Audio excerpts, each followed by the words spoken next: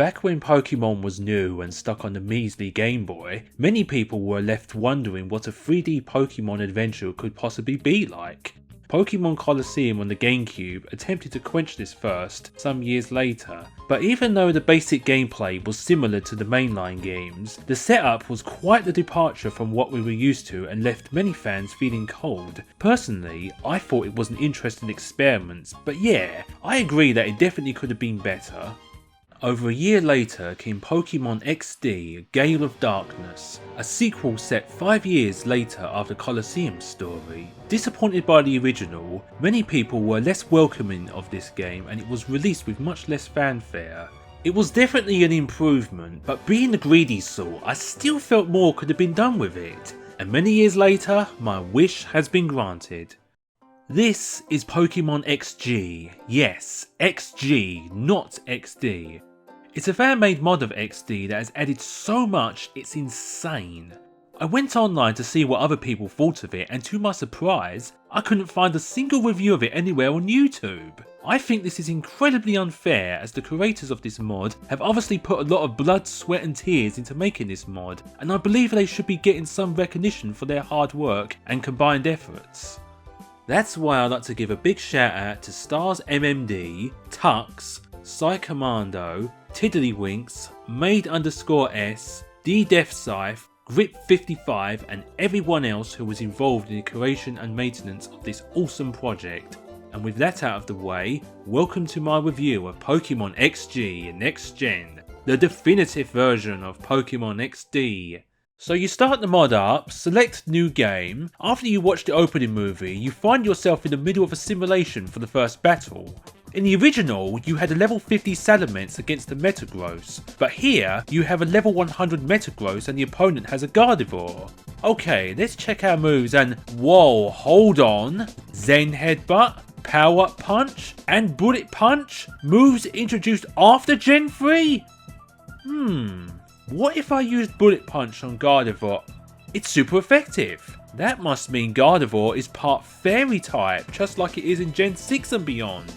Oh my goodness, now this is how you leave a first impression.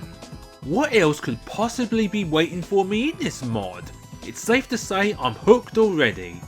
I wonder what else this mod brings to the table. Well, physical special split, Gen 7 type matchup chart including Fairy type, new set of Shadow Pokemon, other obtainable Pokemon, over 100 Shadow Pokemon, over 50 Shadow moves, over 75 Wild Pokemon, mostly Gen 7 game mechanics, more challenging opponents, abilities from later generations, moves from later generations including but not limited to Draining Kiss, Hyper Voice, Baby Doe Eyes, Aura Spear, Moonblast, Aqua Jet, D-Fate,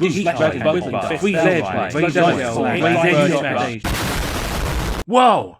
Sorry about that, got a bit carried away. Man, that's a lot of content. How about we slow down and I'll just gloss over some of what I consider to be the best changes this mod has to offer. Sound good? Good. Okay, with the simulation over, you'll discover your starter Pokemon have changed somewhat. Your Eevee is now level 15 instead of 10, and you also start with a level 14 Zigzagoon, who has moves designed for double battle support. The Eevee meanwhile starts off with Headbutt and Hyper Voice, two normal type attacks. Seemed pointless at first glance, but then it hit me. This is to demonstrate the physical special split originally introduced in Gen 4. It's hard to imagine it now, but there was a time when Gyarados had no water moves to work with on account of them all being special moves, which its far superior attack stat did nothing for. Frankly, I never want to return to those days and I don't have to with XG.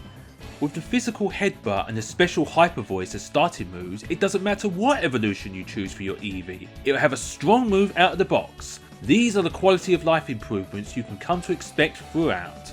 The amount of post-Gen 3 stuff you'll discover is astounding, which suits me to a T. I played the 3rd gen so much when it was current, I'm frankly sick to death of it, but all these future features popping up breathe new life into it. It's not out of the question to consider this a Gen 7 game instead. It's almost as if the game can read my mind and follow with any expectations or wants I have with the series now. For example, if any Pokemon's had its base stats changed slightly later on, then you can better have the same amount in this game. But in some cases, they've had their stats completely reworked, albeit into something that makes them better. An example of this would be Wailord. This huge Pokemon originally had tons of HP and decent offensive stats, but horrible defenses and mediocre speed. This meant that it would usually just become a big fat waste of space that would lose all its HP quickly before it could even move. But now it has a lot of special defense and I believe even more HP than before. Now it can rival even Chansey or Blissey in the special wall role. Beedrill has also been reworked, perhaps to closer resemble its future Mega form, with all its focus being put into attack power and speed. Pitiful defense, however. Even the weakest of physical moves are going to floor it. Pokemon can also have abilities that they wouldn't normally have, including their hidden abilities from later gens, and sometimes even brand new abilities. This can be seen when you choose what evolution you want your Eevee to become. Vaporeon now has Storm Drain, which directs any water moves against your team towards it and boosts its special attack without it taking any damage, which are put to great use with Aqua Jet. Umbreon has Filter, which weakens the power of super effective moves, making the Pokemon even bulkier than it usually is. And if you can't bear the thought of using Espeon without Magic Bounce, then fear not, that's now its standard ability. Basically, if it's the ability you like the most, they will probably have it. Nidoqueen or King with Sheer Force, Torchic with Speed Boost, Politoed and Poliwhirl with Drizzle, 9000 Torkoal with Drought, the list goes on and on. And even if you're not happy with your ability capsules are easy enough to obtain, which can then be used to change it to something more fitting of your taste. There are also a number of Pokemon that gain new types, abilities and stats that are similar to their Mega forms. Sceptile becomes a Grass Dragon type with Lightning Rod, similar to Mega Sceptile. Altaria is now a Dragon Fairy type, the same type as Mega Altaria. And Bayonet gains a huge boost to its attack power and the ability Prankster, just like Mega Bayonet. The Mega forms might be absent from this game, but these changes to the original forms will allow them to work as substitutes. The central theme of both Colosseum and XD are shadow Pokemon, creatures who have had their hearts closed off by Cypher's experiments. In XD, they were given many new shadow moves which were super effective against all types of Pokemon except other shadows. XG has added new shadow moves and changed many of the old ones to make these fearsome Pokemon even more intimidating. Shadow Storm is more like a shadow version of Hurricane, with 110 power and 70 accuracy. Shadow Wave has been turned into a shadow version of Surf, having 95 power and hitting every other Pokemon on the field, and you can also expect to see Shadow Chill, Fire and Bolt, 3 shadow moves that wouldn't normally appear until near the end, with far more frequency. As for new shadow moves, watch out for Shadow Freeze, which will instantly freeze a Pokemon if it connects. Better buy some Ice Heals for that one. Shadow Tease works like Taunt, only it will work on both opposing Pokemon, and Shadow Shake is like a shadow version of Earthquake. With all these cool shadow moves around, it's now clearer than it's ever been to understand why Cypher would want shadow Pokemon to begin with. We've come a long way from Pokemon Coliseum, they were frankly lame as hell in that game. XG has also added many more shadow Pokemon to rescue compared to the original version. Nearly every Cypher Peon in the game has one in fact. This gives you a much wider range of Pokemon and potential strategies to choose from. Fun fact, they've added so many shadow Pokemon into the game, they actually reached a hard limit and couldn't add any more of them in, even if they wanted to. In the original, the first trainer to have more than one shadow Pokemon was Gorigan, but here it happens as early as Snattle's right hand man. Perhaps one of the biggest disappointments for me with the original was when you purified Pokemon, they would learn moves they wouldn't normally have. But unfortunately, most of these weren't very exciting at all. In particular, I lost count of how many of them learnt Refresh. What a boring move. Well, that's certainly changed in XG. Now they almost always learn something cool, something that will suit them very well, and in many cases, more than one new move. I find myself wanting to purify them all just to see what they get. Remember the wild Pokemon feature from XD? You would leave snacks at one of 3 Pokespots, and eventually a wild Pokemon would show up and you can catch it, like in the mainline games. This would have been cool if the choices for wild Pokemon weren't so sparse. There were only 9 of them, talk about pathetic. Makes me wonder why they bothered spending all that time implementing the feature in the first place if they did so little with it. Again, things are drastically different with XG.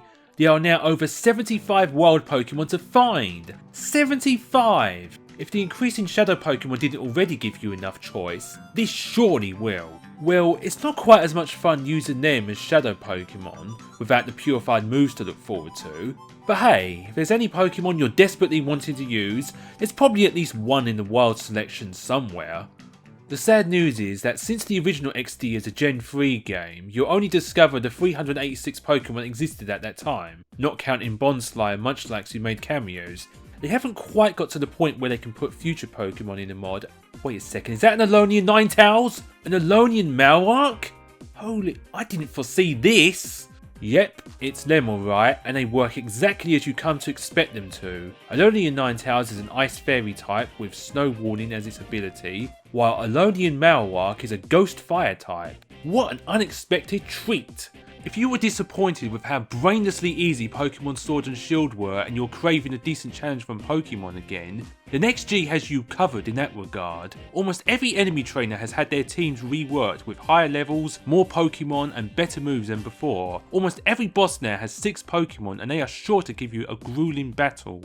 To give you a taste of what to expect, check out the first boss, Lovina. She has 6 Pokemon all around level 20, which have been given nicknames and even has a shiny Curlier. With so many more Pokemon to defeat and EXP to gain, the level scaling is much higher. This is evident when Ardos crushes Zook in battle near the start of the game. In the original, Ardos' Alakazam is level 44 and Zook Zangoose is level 28, but here, Ardos uses a level 61 Manectric and Zook Zangoose is level 40. It might not seem like a big deal, but I generally prefer levels to be higher because defeating a level 61 enemy sounds way cooler than one at level 44, don't you agree? Plus, it means a Pokemon that evolves late, such as Shelgon, can become Salamence earlier in the adventure, giving you more chance to use the fearsome dragon at its full power. A lot of post-Gen 3 items have been added to the game as well, and you can buy many of them as prizes at Mount Battle, making for a much better selection than what you'd find there in the original XD. They are sure to help you form devastating strategies to crush the opposition. For example, Flareon has always been considered the black sheep of the evolutions, but you can utilise its new Guts ability by giving it a Toxic Orb as a hold item to poison it and increase its already impressive attack stat by 50%. I wouldn't want to be on the receiving end of its Flare Blitz after that, which it has by the way. The Area Light increases the defences of any Pokemon that can still evolve, and the awesome thing is, this still actually includes Pokemon that can evolve in future generations, such as Magneton or Togetic. If you're wondering, yes, technical machines will not break in this mod and it can be reused as many times as you like, just as nature intended. I don't know how we coped with breakable TMs in the past, and it's something else I can't ever go back to. There are also over 50 TMs, just like in Gen 4 and beyond.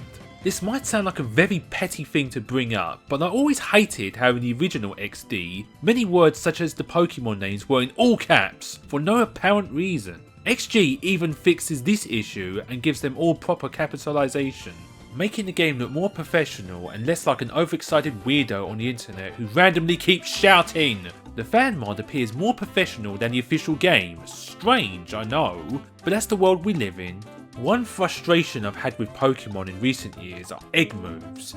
If you didn't breed your Pokemon to have any that you want, it will never be able to learn it. With no daycare centre in Ouray, you would think any Pokemon you'd find in XG will never be able to learn any egg moves. But not quite. The move relearner at Mount Battle doesn't just allow your Pokemon to remember level moves they forgot, but it can even teach them egg moves. So if you wanted your evolution to learn Wish, then just pay him the necessary Poke Coupons and there you go.